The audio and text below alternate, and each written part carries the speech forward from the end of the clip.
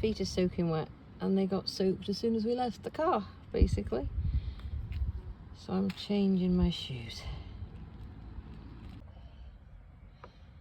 I always prefer this type of thing. If your feet get wet, they just dry. It's much better.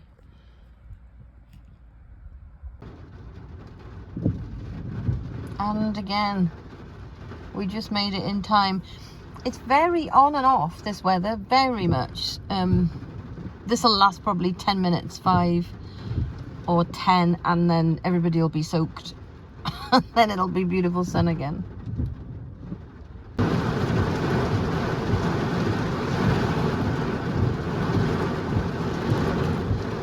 That poor lady.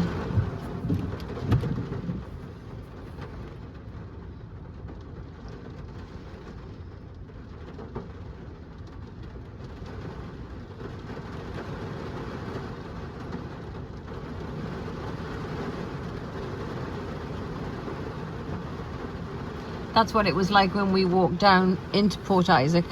We got out of the car, we walked for about 3 minutes, and then it was like this. And it was like that all the way down into the village, and by the time I got into the village it stopped, and I was soaked through. And then it's been beautiful down there.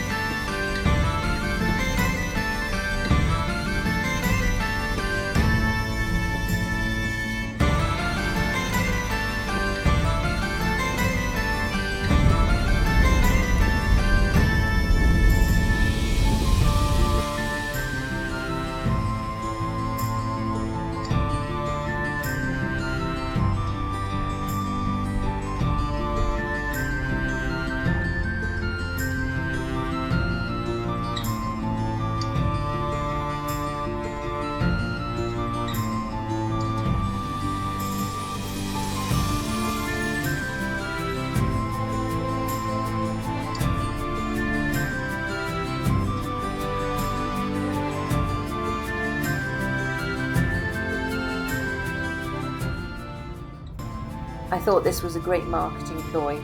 It was everywhere across Cornwall.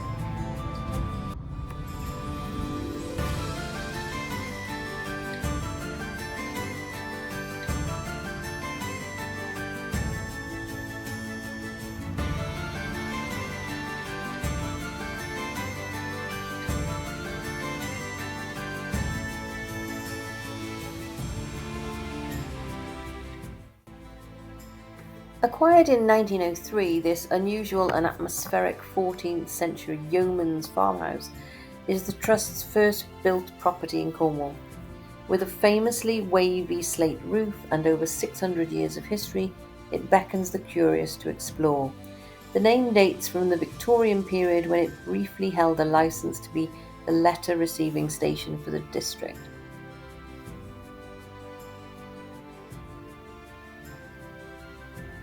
A story spanning 6 centuries discover how this ancient abode went from being a thatched farm building in the Middle Ages to a fashionable home in Tudor times, before eventually becoming the letter receiving office for the village in the 1870s.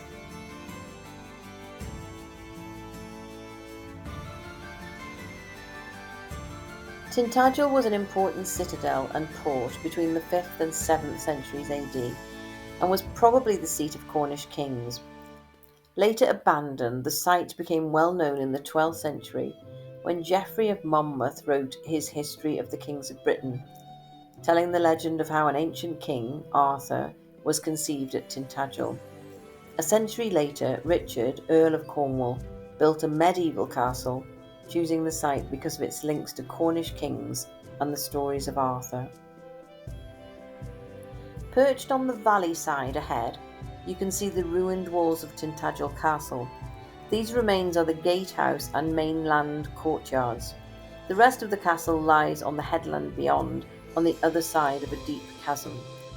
Richard, Earl of Cornwall, built the castle in about 1230 at a location that already had strong connections to the legend of King Arthur and the love story of Tristan and Isolde. By building a castle on this dramatic headland, Richard was making a statement about his position of power in Cornwall. The remains of a water-powered corn mill can be seen in the valley in front of you. There has been a mill on this site since the time of the castle, and the building remained in operation until the 1870s, when this photo was taken. It is an autumn day in 1306. Thomas de la Hyde, Sheriff and Steward of Cornwall, is visiting the castle to check on the progress and costs of building repairs. Arriving on horseback, passing the outer gate and deep defensive ditch, he rides through the main gatehouse. Greeted by the porter, who emerges from his lodgings, Thomas dismounts and hands the reins to a servant, who leads his horse over to the stables. Richard, Earl of Cornwall, had constructed this castle about 70 years ago in the 1230s, and now the original buildings are in need of major repairs.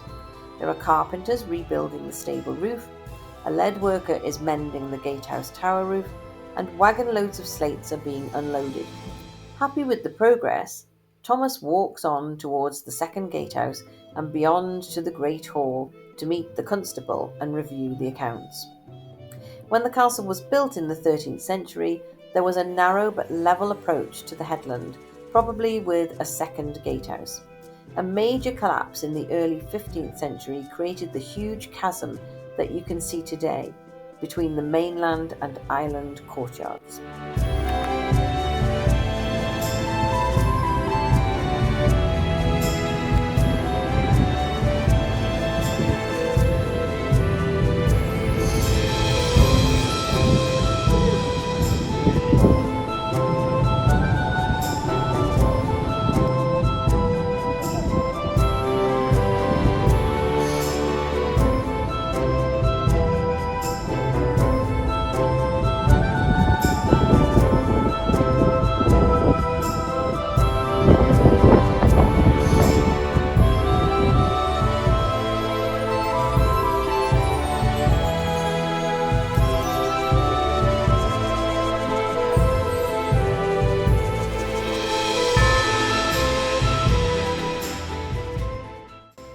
The upper courtyard.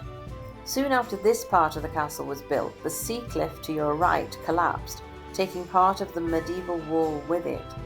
The new wall built to replace it included two latrines that projected over the cliff edge, suggesting that this area contained accommodation for either guests or the castle garrison. The low grass-covered walls on a different alignment in front of you are probably the remains of buildings dating from the 5th and 6th centuries AD, part of the Dark Age settlement.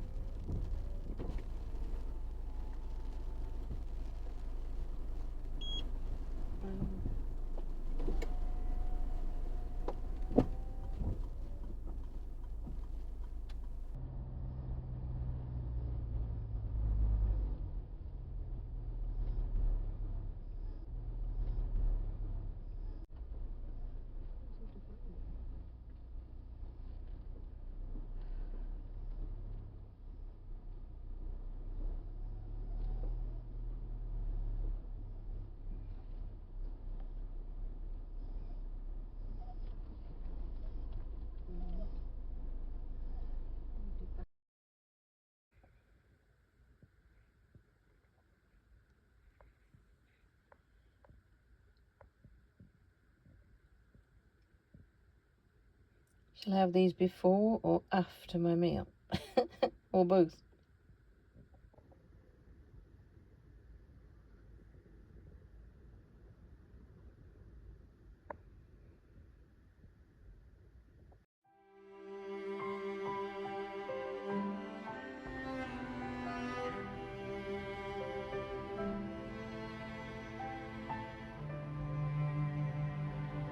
Shut up, doggies.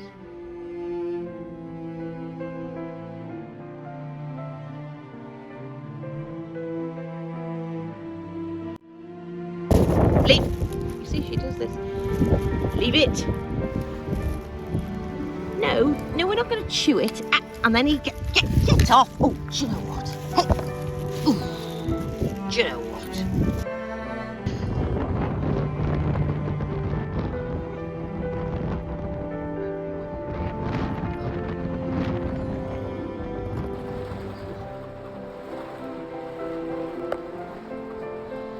Was just about to head out